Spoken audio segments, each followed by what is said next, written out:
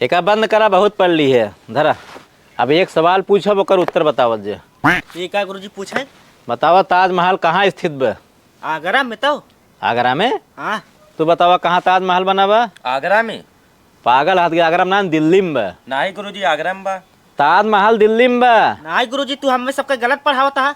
गलत ना पढ़ाते, जा घरे, याद पढ़ाई खत्म। हम सही पढ़ाते, दिल्ली में बा। जा भिया ना फिर। ए भैया भाभी, का हुआ है? मास्टर जी कुल गलते बतावत है हमका सबका। का गलत बतावत है नो? कहा तैन ताजमहल दिल्ली में बा। एकदम पगला गए का ताजमहल तो आगरा में बाटे के सोल्टा पढ़ावत है नो। हाँ वह थमऊ बतावत कि आगरा में बाटे।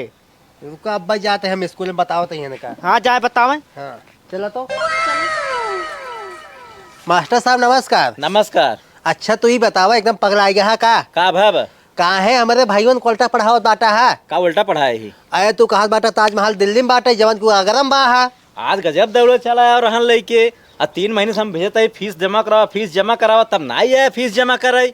आज गजब दौड़े आई है कि सुन ल, जब तक फीस जमा कर देबा 3 महीने के, तब तक ताजमहल दिल्ली में रहे।